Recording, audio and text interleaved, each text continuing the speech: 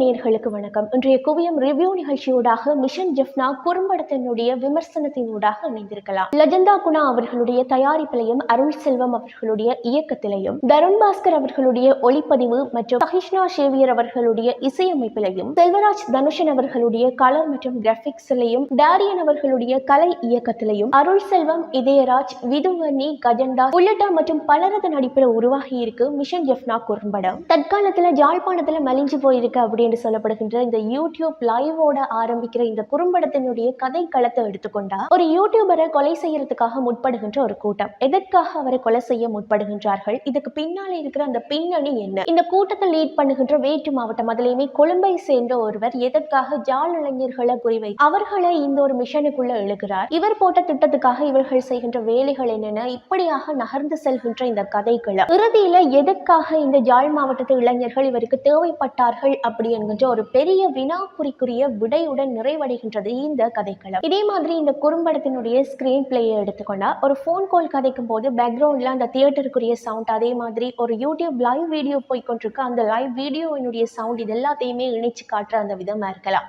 அதே மாதிரி இந்த போன் கால் கதைக்கிற இன்னொருவருமே இந்த வீடியோவை பார்க்கறதுக்கு இந்த சவுண்டை ரெண்டு காட்சிகளுக்கும் கனெக்ட் பண்ற அந்த ஒரு விதமா இருக்கலாம். மற்றும் ஒரு குறிப்பிட்ட ஏரியால இருக்கிற சிசிடிவி கேமரா ஓனர்ஸ் கிட்ட விசாரிக்கிறதுக்காக அவர்கள் ஒவ்வொரு கடைகளுக்கு ஏறி இறங்கும் போது அந்த கடை ஓனர்ஸ் கொடுக்குற அந்த பதில்களை மட்டுமே கட் பண்ணி அடுத்தடுத்த சீனாக காட்டுற விதமா இருக்கலாம். மற்றும் இந்த வேலையை செய்து முடிக்கிறதுக்கு அந்த டீமை லீட் பண்றவர் என்னென்ன மாதிரியான விஷயங்களை செய்தார் அப்படின்றத அந்த மற்றவர் சொல்லும் போதே அதை காட்சி அமைப்புகளை காட்டி இருக்கிற அந்த ஒரு விதமா இருக்கலாம். மற்றும் இவர் சொல்லி முடித்த அந்த ஒரு இடத்துல இருந்தே அந்த சீனை கண்டினியூ பண்ற விதமா இருக்கலாம். இது மட்டும் இல்லாம நாங்க எதுக்கு தேவைப்பட்டோம் அப்படின்ற மாதிரியான ஒரு கேள்விக்கு விடைய தேட முற்படுகின்ற போது அவர் ஒவ்வொரு விஷயத்தையுமே யோசிச்சு பார்க்கும்போது அதை அப்படியே பிளாக் அண்ட் ஒயிட்ல காட்டுகின்ற அந்த ஒரு காட்சி அமைப்புகளா இருக்கலாம். இறுதியில அந்த விடையை கண்டுபிடிக்கும் போது ஒரு புன்னகையோட அந்த விஷயத்தை அவர் எடுத்து சொல்ற விதமா இருக்கலாம். இது எல்லாமே தென்னிந்திய திரைப்படங்களுக்கு டஃப் கொடுக்கிற விதத்துல அமைஞ்சிருக்கு. இது மட்டும் இல்லாம இன்னொரு முக்கியமான விஷயம், அதாவது ஒரு இரண்டு பேருக்கிடையேயான ஒரு உரையாடலின் மூலமாகவே எவ்வளவோ விஷயங்கள், அதுலயுமே குறிப்பாக தற்காலத்துல நடைபெறுகின்ற எத்தனையோ விஷயங்களை வெளிச்சம் போட்டு காட்டுற விதத்துல அந்த ஒரு உரையாடலை யூஸ் பண்ணி இருக்கிறது ஒரு பெரிய ஒரு ஹைலைட் பாயிண்டா இருக்கு. அதுலயுமே குறிப்பாக அதுல பேசப்படுகின்ற ஒவ்வொரு வசனங்கள், உதாரணமாக ஒரு நாட்டுல நீங்க கிரைம் பண்றது அவ்வளவு ஈஸியா இருக்கு அப்படின்னு சொன்னா அங்க நீங்க கெத்தா இருக்கீங்கன்னு அர்த்தம் கிடையாது. அந்த நாட்டு கவர்மெண்ட் உங்க விஷயத்துல ஏதோ தப்பா இருக்குன்னு அர்த்தம் அப்படின்ற ஒரு வசனம். சரி, இங்க காணாம போனவங்களுக்கான ஆர்ப்பாட்டம் எத்தனை வருடங்களாக நடந்துட்டு இருக்கு, அதுக்கு தீர்வு கிடைச்சிச்சா? பட் நாங்கெல்லாம் கொழும்பு ப்ரோ, நாங்கெல்லாம் ஆர்ப்பாட்டம் பண்ணினோம் அப்படின்னு சொன்னா உடனே அதுக்குரிய தேர்வு வந்துடும் அப்படின்ற மாதிரியான வசனங்களாக இருக்கலாம். மற்றும் கல்வி மட்டத்துல யாழ்ப்பாணம் முதலாவது இடத்துல இருந்து 7வது இடத்துக்கு தள்ளப்பட்ட விதம், அதுலயுமே நாங்க எல்லாருமே நாங்க இப்போவுமே ஃபர்ஸ்ட் தானே அப்படின்னு நினைச்சு கொண்டிருக்கிற அந்த ஒரு சந்தர்ப்பத்துல எங்களை அறியாமலே நாங்க எவ்வளவு தூரத்துக்கு பின்தள்ளப்பட்டுட்டோம் அப்படின்ற ஒரு விதத்தை ஒரு நக்கலான சிரிப்பின் மூலமாக வெளிப்படுத்துகின்ற அந்த ஒரு விதமா இருக்கலாம். யுத்தத்துக்கு பின்னர் தமிழர்களினுடைய நிலப்பரப்புகள்ல கடல் என பெருக்கெடுக்கின்ற சிங்கள குடியேற்றங்கள் மற்றும் சிங்கள வழிபாட்டு தலங்களை பற்றிய விஷயங்களாக இருக்கலாம். விவசாயத்துல கூட, அதாவது அரிசியில கூட விதைக்கப்படுற அரசியல் அப்படின்னு சொல்லலாம். அதாவது அவர்களுக்கு தேவையானதை உள்ளூர் உற்பத்தியாக எங்களிடமிருந்து பெற்றுக்கொண்டு எங்களுக்கு தேவையான அரிசி வகைகளை இன்னும் ஒரு இடத்துல இருந்து எக்ஸ்போர்ட் பண்ற அளவுக்கு கொண்டு வந்து விட்டு அந்த ஒரு நிலைமையை வெளிச்சம் போட்டு காட்டுற விதமா இருக்கலாம்.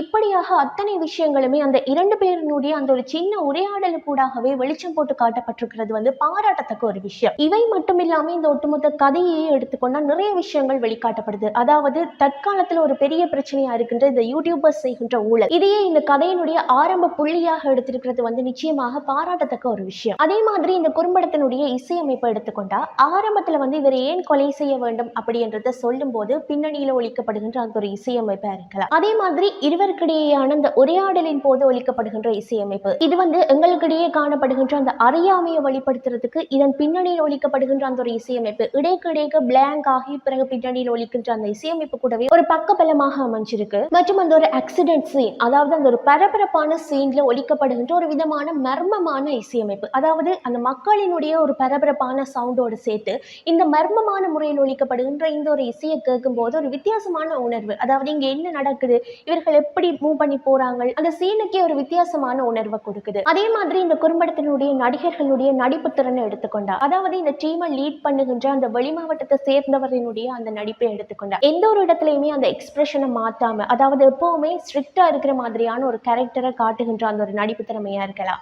அதே மாதிரி மற்றவர், அதாவது யாழ்ப்பாணத்தை சேர்ந்த கும்பலினுடைய தலைவர் அப்படி என்ற ஒருவரினுடைய நடிப்பு திறன், அவர்கிட்ட அந்த ஆரம்பம் முதலே ஒரு நக்கல் சிரிப்பொண்டு காணப்படும். இறுதி இறுதியில அதாவது தாங்கள் ஏமாற்றப்பட்டிருக்கிறோம், இறுதியில எங்கட தலையில தான் எல்லாம் வந்து விழப்போகுது அப்படி என்று தெரிஞ்ச போதும் கூடவே அந்த நக்கல் சிரிப்பை மெயின்டைன் பண்ணி கொள்றது வந்து இன்னும் ஒரு அழகான விஷயமாக பார்க்கப்படுது. மற்றும் இந்த யூடியூபரா வந்தவர்களுடைய நடிப்பு திறனா இருக்கலாம் மற்றும் ஏனையவர்கள் அனைவருமே இயல்பான முறையில தங்களுடைய நடிப்பு திறமையை வெளிப்படுத்தி இருக்கிறத பார்க்கக்கூடிய மாதிரி இருக்கு. இவ்வாறாக ஒரு இரவு நேரத்தில் நடைபெறுகின்ற ஒரு சம்பவத்தை தழுவியதாக பரபரப்பாக விறுவிறுப்பாக அது மட்டும் இல்லாம பல கேள்விக்குறிகளோட நகர்ந்து செல்கின்ற மற்றும் தென்னிந்திய சினிமாவுக்கே டஃப் கொடுக்கிற வகையில் எடுக்கப்பட்டிருக்கிற மிஷன் எஃப்நாத் குறும்படம் வெற்றி பெறறதுக்கு குறும்பட குழுவினர் அனைவருக்குமே குவியம் மீடியா சார்பான வாழ்த்துக்களை தெரிவித்துக் கொண்டு மற்றும் ஒரு குவியம் ரிவ்யூ நிகழ்ச்சியோடாக உங்களை சந்திக்கும் வரையில் உங்களிடமிருந்து விடைபெறும் நான் கேட்டி. மறக்காம குவியம் மீடியாவை லைக் பண்ணி, கமெண்ட் பண்ணி, ஷேர் பண்ணி, சப்ஸ்கிரைப் பண்ணி குவியம் மீடியாவோட இணைச்சிருங்க.